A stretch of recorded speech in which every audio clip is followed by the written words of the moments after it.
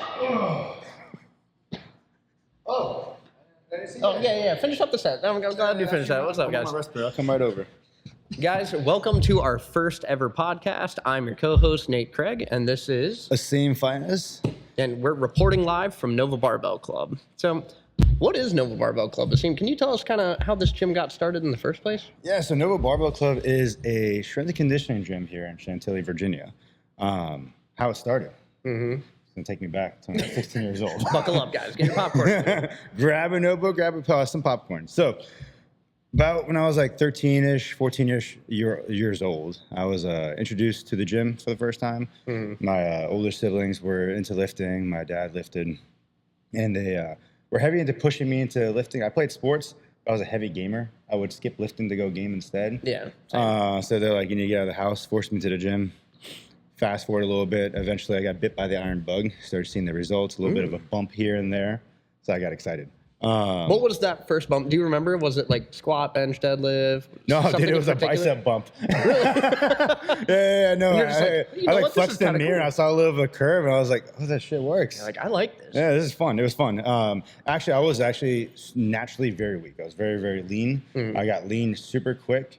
I was very fast. I had insane endurance, but my strength was absolutely non-existent. So I didn't really buy into the gym thing for a long time. When I was like 16, 17 years old, I toyed it with the idea of like opening a gym. I was like, man, I think I really want to open a gym one day. But I remember during one of the weight training classes, our coach had us do a max out. Mm-hmm. And this is when you got like 40 kids in a classroom and one coach, and they're kind of just twiddling their thumbs in the corner. So there's a lot of dicking around. We didn't really actually do a lot of lifting. Yeah. So when it came to max, and I looked like I lifted at the time, but I didn't. It was just, I just spent a lot of time in the weight room, but I wasn't strong. Right. We went to go max, and I remember this moment vividly. I had 95 pounds on the bar as a senior in high school, and I unracked the bar. I unracked the bar, and as soon as I had a little bit of an elbow bend, that thing came crashing down like a banshee on my chest.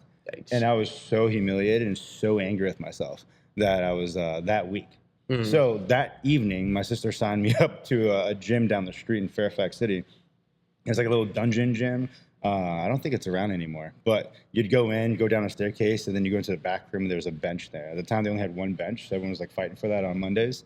But because I was so bad at benching, I just benched every day. Yeah. And this is like during my, I call it my demon arc, where I just lifted and maxed out every single day. I'm imagining you going down into like a deep, dark dungeon. Dude, I had the hoodie on and everything. With the whole like pump cover before that was a cool thing to do.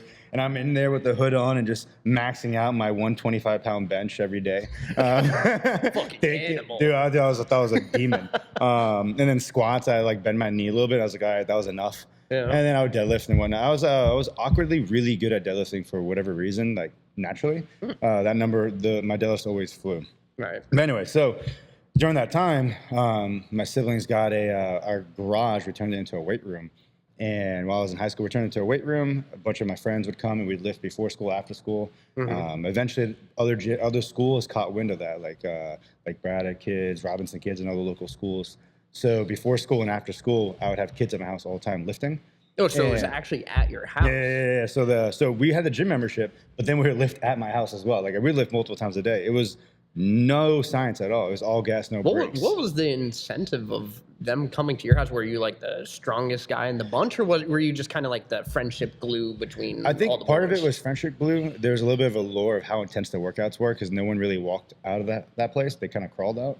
And like the way we did it was funny. So the way you got your membership that was the original NOVA Barbell Club, was you just had to donate something, whether it was like a pen, a whiteboard, a plate. So we had mixed match plates and stuff like that, speakers and whatnot, and we just jerry-rigged a bunch of stuff. But what we used to do was lock the door, close the windows, turn the heat up in the summer. Yeah. And then we would just lift until we couldn't move. And then we'd come back the next day, and then it was everyone just trying to beat each other, and it was trying to see who, and no one really led the workouts. I kind of like created the structure because it was at my house, but then like everyone would have input, and it was terrible. I don't know how no one got injured, but we did that every single day. And I mean, with no scientific backing behind any of it, what we were doing, we just trained super hard. Everyone did get strong, and everyone did get results. Right. So that's high school. Then fast forward after high school. Shortly after high school, I got a job opportunity. I was obsessive with fitness. So I was always going to this one supplement store where I could get my body fat tested.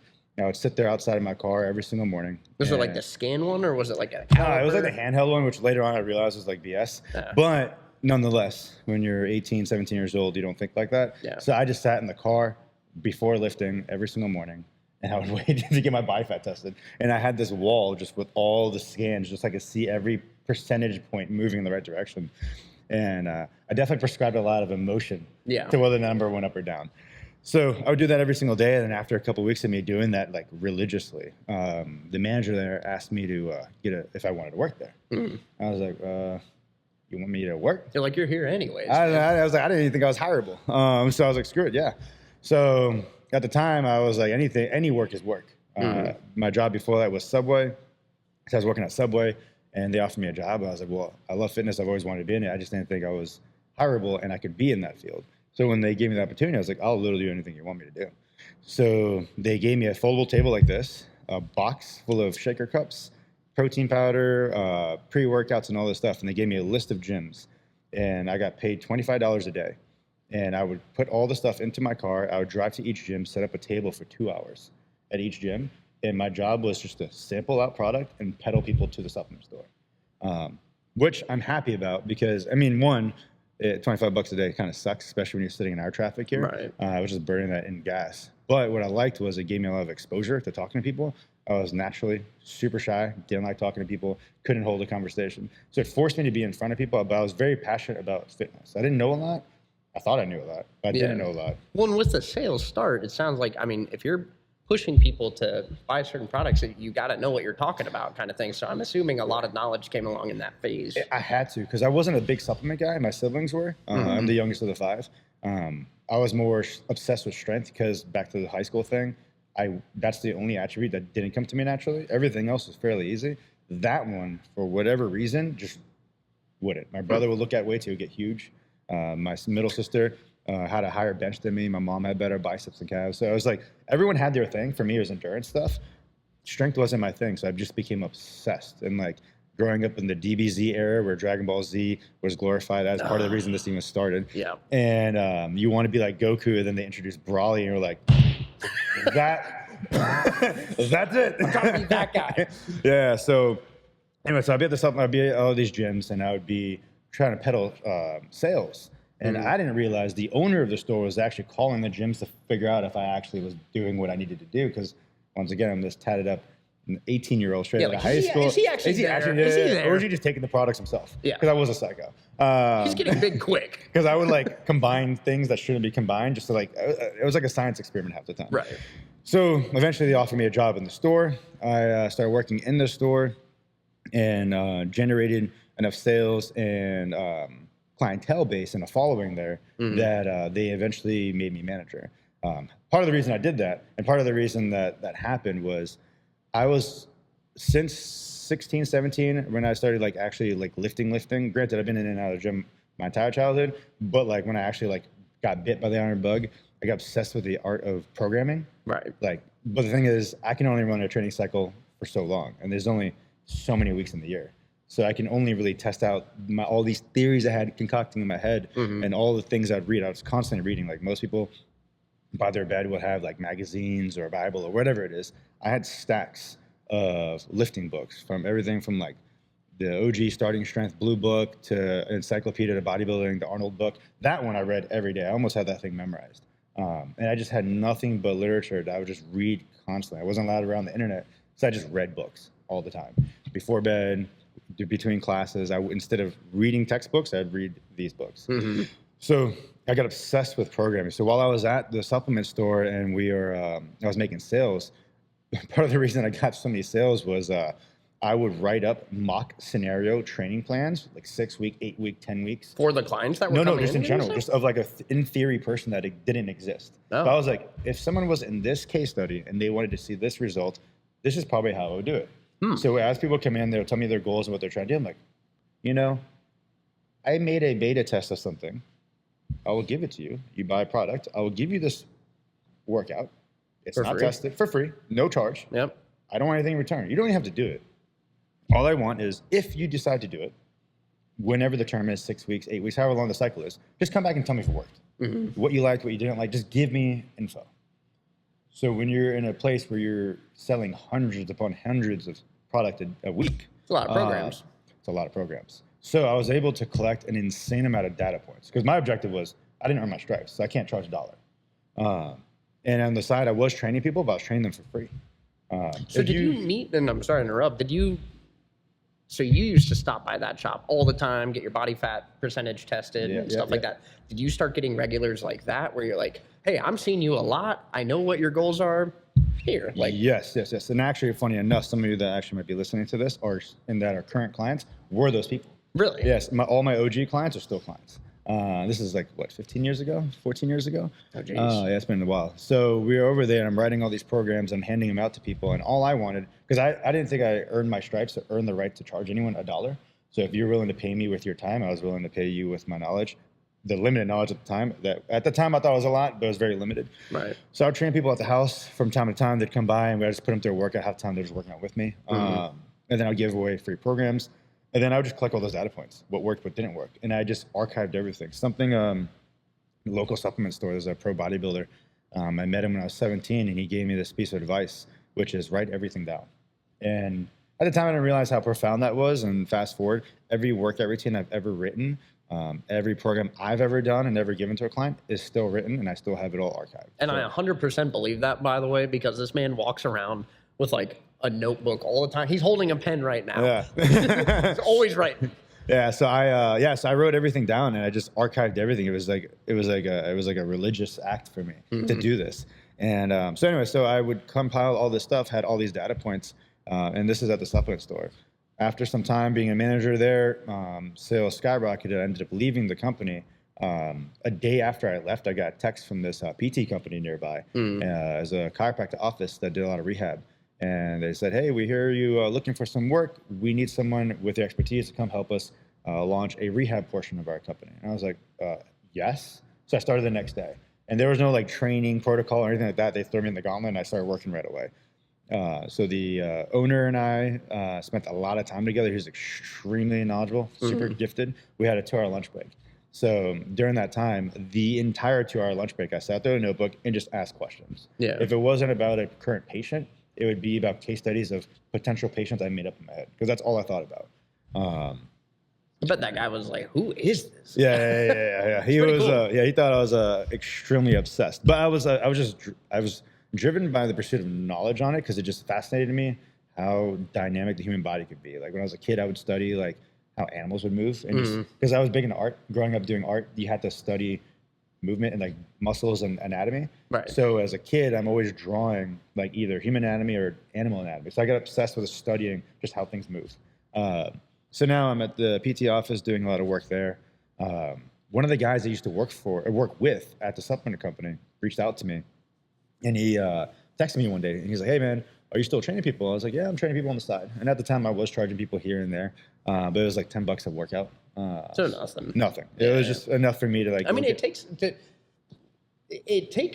kind of guts to charge someone for something like that, It's especially scary. when you're so passionate. It's like, no way I can make money from this. That would be a dream. Dude, it was kind of terrifying. thing. So I've had a lot of people sit me down and have hard conversations that I needed to charge more, but I never did. I was always uncomfortable for me to be like, I need more money. You need to pay me for my time. Because in my mind, I wasn't doing anything, so my time wasn't worth anything. Well, and you were probably like, when you're that fixated on something, I feel like it's your passion. Like you don't need money. You're enjoying it. And to me, it was like, it's exactly that. I was just felt blessed that I was talking about the thing that my mind only was occupied by. That's all I thought about. And still all I think about, as you see now. Yeah. So he reached out to me and he's like, "Hey dude, I got this gym. It's a martial arts gym. I'm trying to start a personal training company out of here. Would you like to come and train people with me?" I'm like, yeah. When do you want me to come look at it? He was like, "What are you doing in the next hour?" I was like, "I am literally doing nothing right now." And so he was like, "I'll come by and pick you up." He lived like on the backside of my neighborhood. So he picks me up and drives me all the way to Chantilly. And there's a couple of buildings down that way, a martial arts academy, brings me in. When I walk in, the back half of it was mats. The front half of it was like carpet, dim lights, and all this.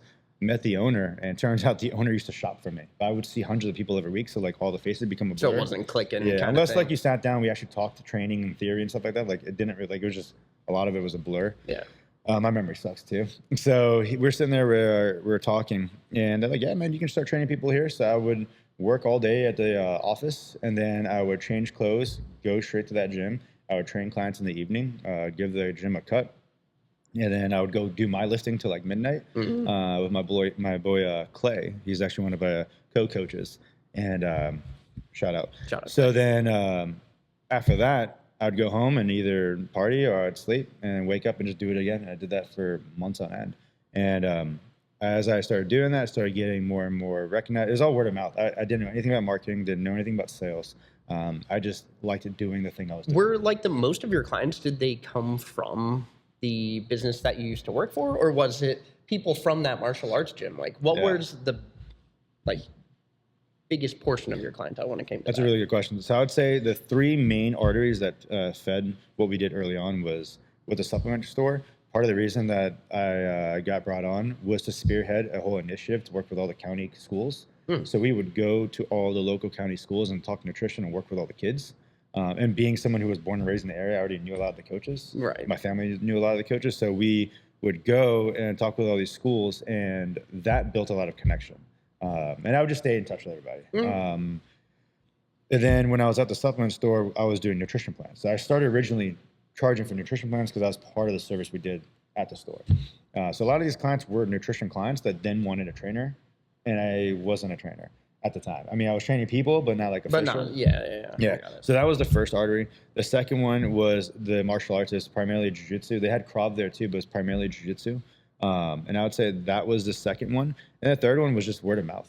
So it was a lot of the students coming, a lot of the patients coming from the PT office that would come and work out. And the doctors started coming themselves, so they became clients. So really, truly a blend. Yeah. So it was all the PT people that would leave. They would get ejected out of PT because they graduated and now they're ready to lift. So they would send them to me for working out, especially after they found out that doctors were training with me. And then just by nature of being in the Jiu-Jitsu Academy, I had the grapplers wanted to come. The head coach, Sean, he's the guy who kind of helped me pave the way early on. Shout out Sean. Shout out Sean. Silverback Academy, now called Ascend. So we were over there, and he helped out a lot with pushing people in my way, but it started with him being my first grappling specific client. Him and his, at the time, right-hand guy, Grant, those are my two first grappling clients. And then I had the high school kids, and then I had the people coming from the PT office. So that helped a lot with the word of mouth. But I was working with limited hours because I'm working all day, get off at 6, drive through Fairfax traffic. By the time I get there, it's like 7:30. So there's only so many people I could train at night, and I was doing one-on-ones. I didn't think to do anything else besides that because that's just how things were done then. But were you only solely training people on site, or were you kind of writing programs on the side kind of thing for buddies? Or so when I was handing the Word documents written out early on, it was just me handing you a sheet and you'd go. But as far as the online portion of our business, which is the largest part of the business right now, that happened out of necessity over a decade ago. And because high school kids that play sports, which is the main demographic that I work with, high school kids become college kids. And most of the colleges aren't around here that are sport driven. Right? True. So when they would go away, they would still want to train. So then I started writing them programs and sending them stuff. And eventually that just became how the online portion started. So that's how the online version of what we do now in our app started. Was the high school kids eventually became college kids, eventually became adults. But they moved around the country, and that's how I ended up getting those initial plants in the different states. So that's how we have clients in so many different states and now different countries. Is because all those clients moved and then just told their friends. Yeah, even New Zealand, guys. Yeah, we're everywhere. We got New Zealand, we got over. Dubai, we got Europe, we got Canada, we got all of the U.S., and now we have a few down in South America. With the growth and expansion of jiu-jitsu, that has helped us a lot. And social media is huge now. I was terrible at social media back then. I ain't great now, but definitely a lot better. Right. So now I'm at the place. I'm training people in the evening, doing the PT work during the day. And then a local school asked me to do a strength and conditioning program for the summer. And I was like, oh, shit, dude, I don't got time for this. So I reached out to one of my friends. I was like, hey, do you want to help me do this? He was my lifting buddy throughout the entire process. So I was like, you can do this. I'll pay you. We'll figure it out. But I don't want to lose the opportunity. So I bring it up to one of the guys I was getting advice from, and he suggested, hey, why don't we just sit down and talk? So we sat down and talked, ended up turning into what I was doing into like an actual business itself. Right. And that one originally was called Fitness 180. There was 3 owners. And we had that. We're moving along with that, and things were going really good. And I think, when did that start? I was probably 22 at the time when this started, 21, 22, 23, in that range. Yeah, so 22. Hold on, just a minute. This is almost I asked about NOVA Barbell Club, but this is almost like a life story. You've been doing this my entire long life. time.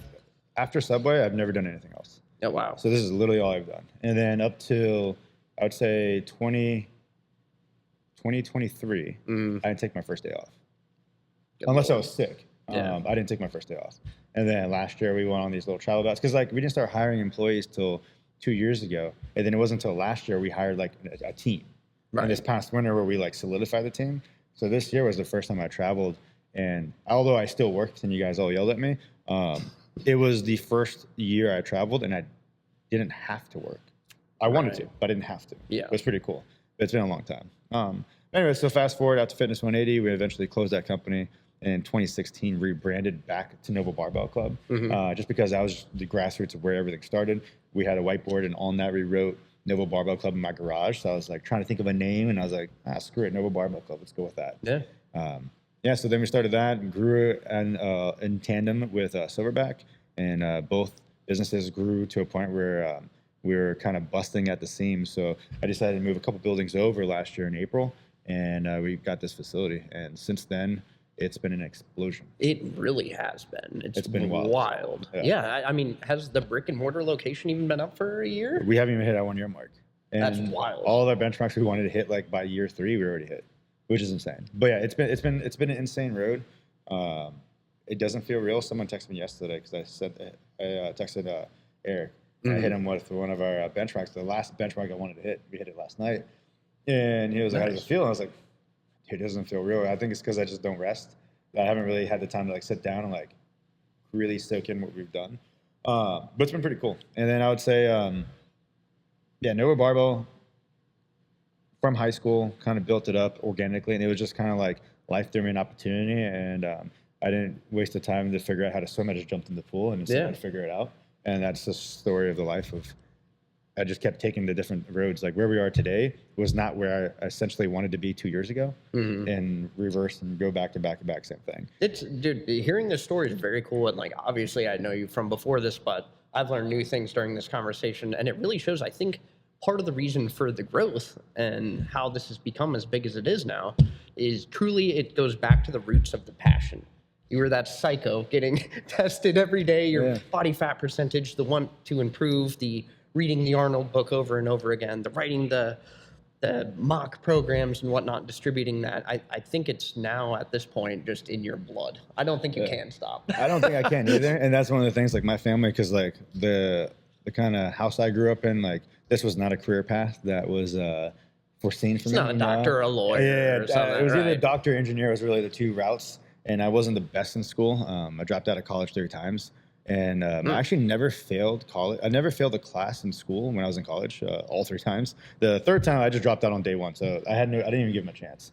And that's a funny story. But the first 2 times, the reason I failed my classes, because my GPA dropped super low, wasn't because I failed exams. I've never failed an exam before. Just skipping class. I would skip class, but I would only skip class to work. So if there was a work opportunity, my boss would hit me with, hey, we got this one vendor, or we got this school, or we got this meeting, this seminar. I would never skip it. I would always just cancel whatever it was, whether it's hanging out with friends, family, or school. Done. I want to go do that. So I would skip to go. And this is actually a really funny story. One of my friends, my lifting partner at the time, him and Clay, they were at Gold's Gym down in Fairfax. And I was sitting in this dietetics class. I had my TI-89 calculator on the desk, textbook and everything backpack. I had my phone, my wallet, and my keys in my pocket. And I got up to go use the bathroom. And I'm sitting there, and as I'm walking to the bathroom, I get a text from one of them like, hey, you want to go lift? And I'm like, I really would rather lift than sit in class right now. And don't skip class, kids. Don't skip class. Unless you're going to start a gym. Yeah. If you're going to do it full send, just skip everything. Yeah. So I'm sitting there and I'm going to the bathroom and I'm like looking at my phone, using the bathroom, looking at my phone. I'm like, pat my pockets. I'm like, keys, wallet, phone, fuck it. So I just beelined it to my car, got in the car, left everything in the classroom. And went straight and met even them. the TI-80, I left whatever. Everything. It wasn't even mine. It's like $100 calculator, it was my sister's. bro. It wasn't even mine. She freaked out. She's gonna see this and be like, "That's where that calculator went." I actually don't think I actually told her about this. I said I lost that. I never actually told her how I lost it. Went to the gym. Shocker. Yeah. So anyway, so I get in the car, take my pre-workout, and at the time I'm at NOVA, so it's a community college, and I just drive over to Goals and we get an epic lift in. We sat there for like hours on end. Yeah, so that's essentially how I did really well in school. Was I just skipped all the time? It was too easy. It goes back to the passion, man. I respect it. You should not skip class. However, at least you full sent it. You knew the vision. You knew, hey, this isn't my thing. Where I'm at right now. Oh, I want to be over here. This will promote what I'm trying to do in the future, kind of thing. So at least you had that vision. Yeah, and I had an idea in my head, like I said when I was 16, that I wanted to open a gym, but like I wasn't laying down the groundwork as I went on that this was the end goal. Mm-hmm. I was just trying to learn to swim and surf, so I was ready for whatever wave came my way. I just didn't have a direction. I just knew it needed to be that way, Right. It was like as life went on, it was like wearing like one of those like blurry goggles. And then every time something would happen, or I'd open a door, most of the time the doors are open for me. I just walk through it. Mm-hmm. I would smudge off a little bit more, and things got more and more clear. I'd say only until probably around like the shutdown time is where like the clarity came to mind that first we needed to definitely do something digital and push harder. Shutdown like COVID era? Yeah, COVID shutdown. Yeah, Gotcha. Because we were still doing things digital, but it was not where we are now. It's not at the level we're doing it right now. So I made that push, but then I was like, in my back of my head, I'm like, man, I should start thinking about a facility down the line. Mm-hmm. But the task of that seems so daunting, and seeing Sean, because a lot of people don't see like what it's like on the ownership side, especially in like the martial arts and the gym worlds, and just seeing like all the hurdles he was jumping through, and he was jumping through them, he was making it work, and he killed it. It just sounds like, dude, just running a facility, like a whole nother mortgage, like what happens if the heat cuts out or something like that. And the shutdown was like an eye opener for me, because I was thinking about I want to do this, but then I saw how it impacted all the businesses. Mm-hmm. And the thing that helped us during the shutdown, which actually I didn't, in hindsight, I'm blessed that we have Layla on the team, because like it was her brainchild, like it was her idea that came up with this. Because for me, it was during the shutdown when it happened, I was like, damn it, what am I going to do? Started gaming endlessly, trying to figure, like, it just turned my brain off from the inevitable future of what was going to happen. Right. And she came up with this idea of doing like virtual stuff, like Facebook Lives. So we started doing, I had a truck at the time, so we would load up equipment on the truck. We would go to a nearby park, people would bring their dogs, and we'd do these small group classes. And whatever group you were assigned to, you just stayed with it every day. So we'd do like 5, 6, 7 people in an hour slot. Clean everything, have a 30-minute window between each so no one cross paths. Clean all the equipment and everything. We went through so many freaking wipes. And then we ruined so many barbells just from all the chemicals and cleaning everything. But we were literally driving around with dumbbells, barbells, kettlebells, battle ropes, a sled. You just had it all in the back of the truck? Back of the truck, and in my truck and on the back of the truck. My truck got completely ruined. By the end of the shutdown, it looked like this. It looked like a lowrider. Because there's so much damage on the back. It was just slammed. During the shutdown, we would do that, and we'd do these like 2-3 hour sessions. But then in the evening, she came up with the idea of doing virtual. So we started doing virtual call one-on-ones. Mm-hmm. So we started doing virtual sessions with clients remotely. And it helped that we had the equipment so we can kind of demonstrate things. So the only barrier really was I just couldn't walk around you, and I couldn't physically put my hands on you. Other than that, it was essentially. How did that take? Did that kind of pop off a little bit, or was that kind of slower moving? Dude, I'll get to that in a second, because I had no idea what it was going to do to the business. We were just trying not to drown. Not to go under kind of thing. That's scary. And the thing that was cool about the shutdown too was like I was sitting there screwed, and thankfully Sean was super generous in that moment and kind of hooked us up. Mm-hmm. So like we weren't getting decimated by the rent, which was a huge help. Yeah. So we started doing that. We started doing the Facebook Lives, and we started doing like a Facebook Live 3 times a week stretching. Hey, just do mobility with us. We're going to turn the camera on, and we're going to do a whole routine, just some bodyweight stuff at home. and people loved that. So people that gained traction. All the other local gyms and businesses and personal trainers, a lot of them started going under. And I know a lot of them, and they saw that we were still doing things, but they weren't. So a lot of them are my friends, and they're like, "Hey, can I send you these clients so you can take care of them? We're done doing this. We're gonna go on to other things." And I was like, "Oh yeah, I'll take care of them for sure." So they handed us off a lot of clients, and by the end of the shutdown, by the end of that year, we had a 27% increase in clientele. Holy crap! Because we just absorbed so many different. We added a couple of different options of training with us, but we absorbed so many other entities as well. Granted, 27% at the numbers we're at wasn't that high, but 27% is still a jump for where we were. I think that also speaks to your passion, the fact that these businesses who were going under, unfortunately, I hope got back on their feet, but the fact that they trusted you with their clients, like, hey, I know a guy kind of thing. Absolutely, man. And like that was one thing I prided myself in, is trying to not only make good connections, but also just maintaining them, like build bridges without burning the last, Yeah. So that definitely helped us in that moment. And we took care of the clients, and some of those clients are still clients today. So we made that through the shutdown, and that was a huge turning point for us, where we were like, yeah, we should probably do some digital stuff. Right. And then right before we opened this location, I actually, my original thought was to open 3. I was like, we're going to do 3 locations, and that's it. And by this year, we were like, we're going to make a second one. And then I had a phone call with one of my friends, and I'm a big proponent of mentors. I have multiple. So I called one of them, and he's been, he was near the top of this industry.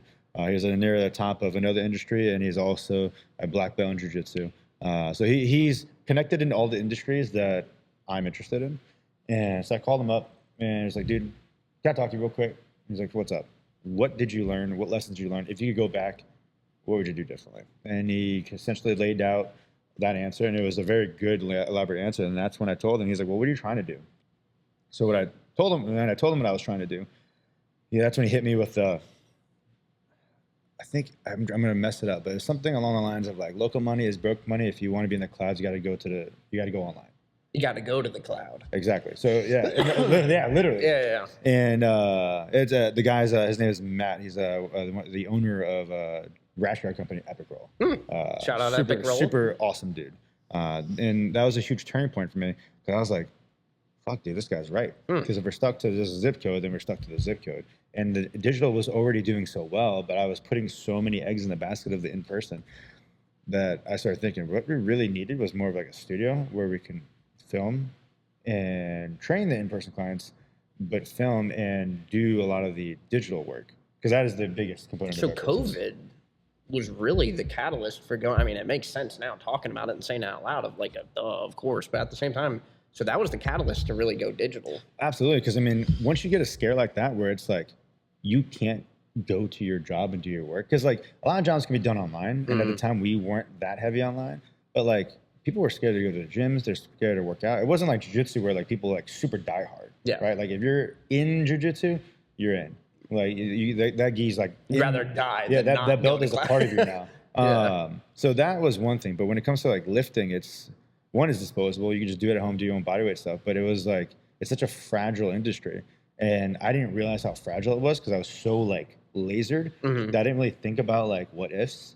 So when COVID hit is when I was like, oh fuck, dude, this is actually a glass door that is super fragile, and all it took was one decision for everything I spent my entire life focusing on to get ripped out. And that was the thing that I was like, I dropped out of school. I didn't get a degree.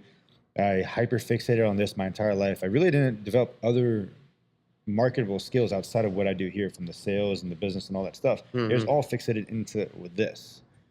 So I'm like, and this is about to end. I can't let this happen. So like not doing it was never an option. I just needed to find a different way to do it.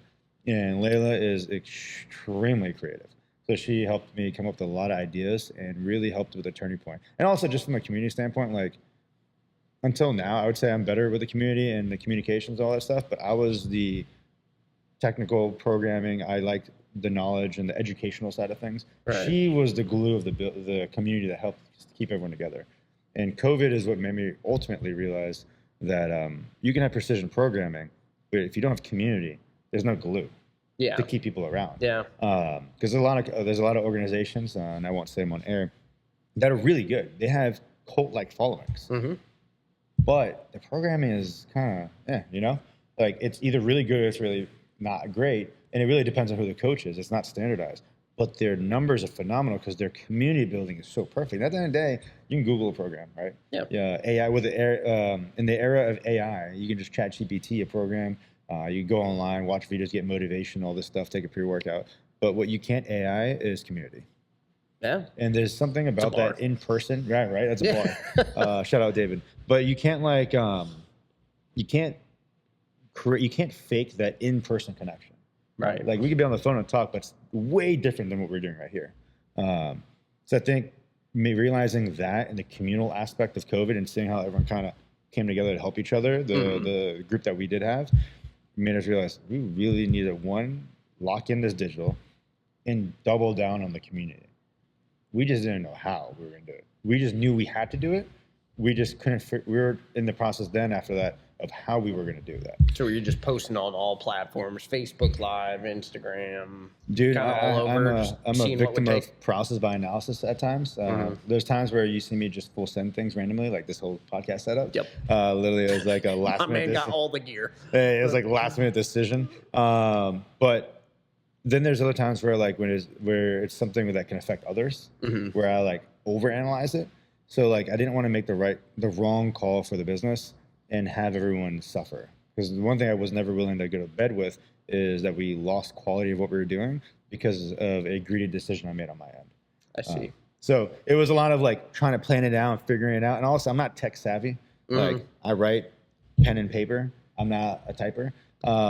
So I literally I have stacks of just notebooks. These workouts I was talking about are literally just stacks of notebooks. And he's seen my backpack. I walk around like 2 or 3 notebooks, and each of them are assigned to different things. It's true. It's an illness. So anyway, so we'll get you help after. Yeah, right. Yeah. Start a meeting after this.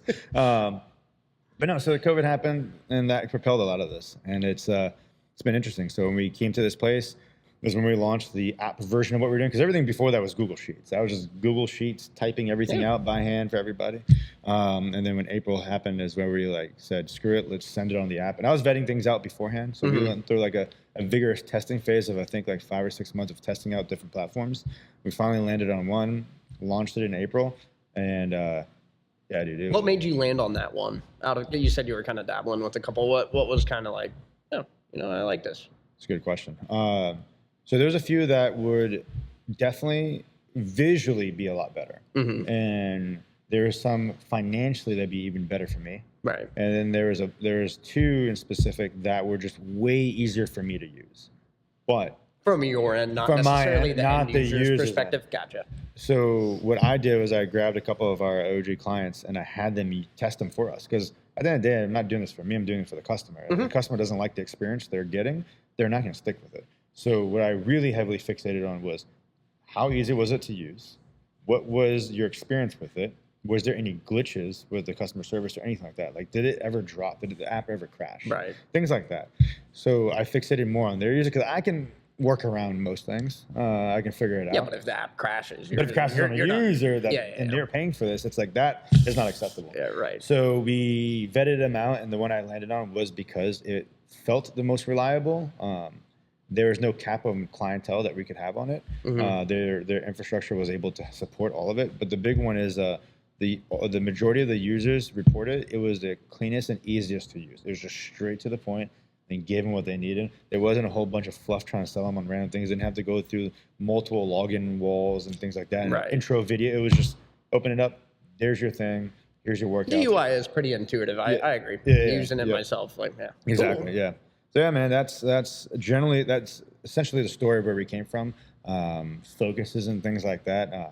I would say up to when we started hiring people, I would call myself a generalist. I thought I was a specialist, but when we started hiring other trainers and I started making them specialists in their own respective fields, and I started doubling down on my specialty, is when I realized I was never a specialist. I was a generalist, and now I'm a specialist. Right. And so when you're now that the business has expanded to this point, and how passionate you've been your entire life about this whole place, is that something that you seek out in the individuals that you're hiring? Like, do they need to be 100% dialed in like you are, or? No, because I think for the longest time I was trying to find someone that was like that, and I realized it's just you're not going to find that. Yeah. And I honestly don't want to be sitting next to myself because I would just get annoyed the whole time. And that different perspectives are healthy. Yeah, I think having two people that work at that RPM all the time and can't turn their brain off and are just like I'll pace at night sometimes. Just think if I come up with an idea, it'd be 1 o'clock in the morning. I'll get up and I'll start pacing. Professional upstairs neighbor. Yeah, right. And like and I'm sitting there just pacing, and Layla be like, "What the hell are you doing?" You know, like it was just the idea of what we can do and could do, and the ideas I come up with, like different programs for clients, and just the solutions. If something comes my way and I don't have an answer for it, hate not having an answer. Yeah, it'll keep me up at night. Literally, it'll keep me up at night. So I don't sleep much. But so just dealing with another version of that, I think would absolutely just be annoying. Yeah, I can see that. So when I'm looking for hiring people, because the knowledge isn't, I don't care. Like your certs, your knowledge, like we'll help you get the certs. We will give, if I'm as good as an educator as I think I am, I will educate you. And our team will educate you. We have enough trainers here that are all educated, that will educate you. What we're looking for is, how are you character-wise? Because people ask us, what is NOVA Barbell? How's this gym? How would you describe the gym? The first thing I always say is it's not a gym, it's a community. So if you're not someone who can not only protect and maintain the community, but also mesh and intertwine in it seamlessly, you're just never going to be a staff member here. You're never going to be a trainer here, because we need you to be able to maintain the feng shui. I always say feng shui is the word. Yeah. We want the feng shui to be maintained at all times because the customer experience is the most important. Right? You can go to any gym you want. There's other gyms that are far cheaper than ours, way cheaper than ours. But to come here, it's because you're coming for an experience. We want you leaving either A, knowing more than when you walked in every single day. And we have that whiteboard where we're always putting up educational things, et cetera. And I'm always educating when we're here. The lectures all the time, free seminars all year round. But leaving feeling better than when you walked in. You had a shit day. I want you to look forward to coming here. You woke up in the morning because you got excited because you wanted to see your homies or whoever here in the morning, and you wanted to work out alongside them. I wanted it to have that kind of a vibe where it was big enough that no one was on top of each other, but small enough that everyone knew each other. Right. So I didn't want it to be like this monster, because I didn't want to compete with other gyms. I wanted it to be something that was essentially an extension of what my garage used to be. That vibe that we had where all of us were friends, we all hung out, and after we would lift, either some of the people would crawl down the driveway and go home, or we would just sit in the backyard, grab the hammocks, the chairs, the fire pit, and we'd just hang out for the rest of the day. It was just a hangout spot on the weekends. So I wanted this to be that. I wanted it to be somewhere where when I was bored, wanted to come and just hang out at. Because if I felt like I could just hang out here and I wasn't working here, my assumption would be others would too. So now we have people here, I would say, like, especially Sundays. You've seen Sundays, it's insane. Like maybe a quarter of the people that come here aren't actually working out. They just come to hang out. Yeah, just come to see the homies. It's true. Even today. Yeah, literally today. Just literally today, we had to kick people out. Yeah. All right, guys. Yeah. Like, what time is it right now? Yeah, we had people hanging out here 2 hours after, a little bit more than 2 hours after closing, because there's people that like to hang out here. We just had the chairs open, garage door open, enjoying the sun. We finally got that nice spring weather today. Finally feeling like spring. God. Yeah, it's been interesting. I'm curious to see from your perspective of like your observation of the growth so far, because like you came here May of last year? It was like June, I think. But June, and we'll get into your story on another episode. Yeah, episode 2. Episode 2. Something we'll see. Yeah, whatever after this. Yeah. But I want you guys definitely to hear his story, because it's funny how his and my life intertwined many a times before he actually came here. Yeah, it's super interesting. But I'm curious to see from your perspective how you saw things grow from your lens, because obviously what I see is what I see, and we all have dysmorphia. So like I'm telling you the story from my lens. Right. Yeah. For me, no, it was super cool coming in here. I remember when you were still like painting stuff and getting all the gear and everything put together. Yeah, it has grown so much. I think my fiance the other day, she was saying, because people post on their stories and whatnot, Instagram and whatnot, just the gym in general or PRing or something, and she could tell. She's like, wow, there's like a lot of people going there now. Yeah. So her alone, even just from seeing posts, has noticed that growth, and I for sure have. Yeah, man, it's been huge, and I think having those like pillars in the community, each of those, like we call it the breakfast club, lunch and dinner.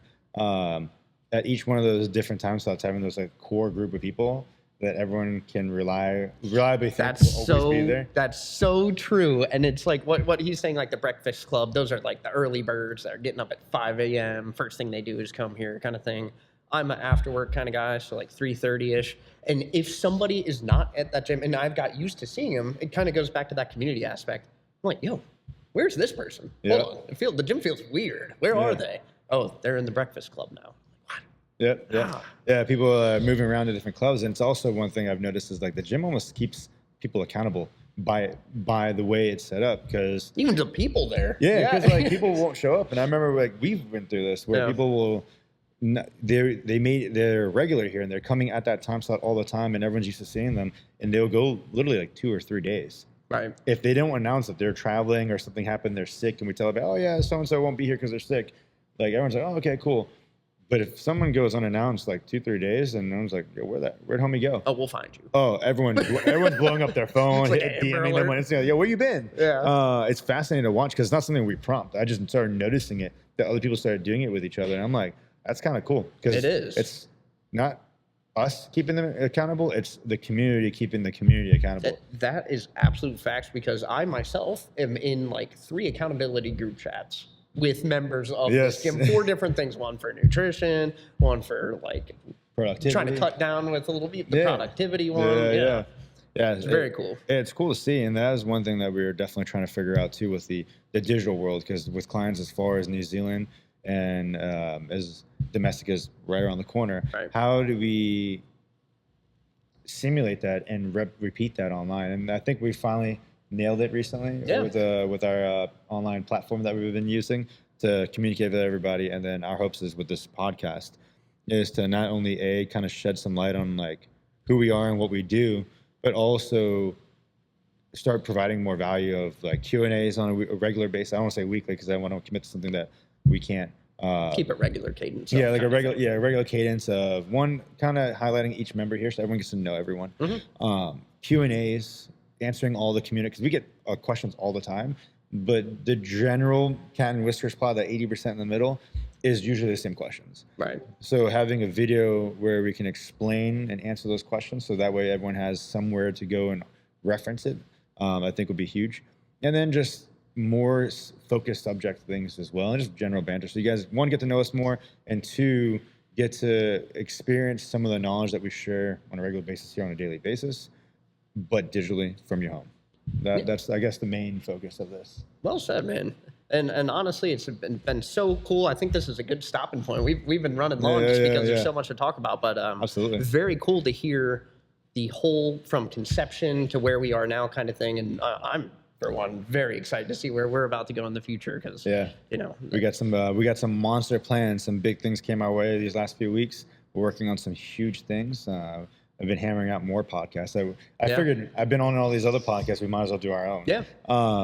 But yeah, we got some big things coming. If we pull it off, it's going to be some I would say firsts in our industry. If we can pull it off, so it'll be the first time we will see this in the industry. If there's someone that could pull it off, man, like truly your passion, like this gym, this place is a testament to that drive, and you're the guy that could do it. Absolutely. But guys, speaking of NOVA Barbell Club, if you guys are watching this now and you're a member of the gym, we want to hear your story about how did you find this place? So comment down below, let us know how you found us, and Yeah, I appreciate it. And then shout out to Raph from Grappling Hour Podcast. None of this would be possible if it wasn't another one of the mentors. Another one of the mentors without his contribution and help. So if you guys got the time, go stop by his podcast and give him a follow. Appreciate you guys.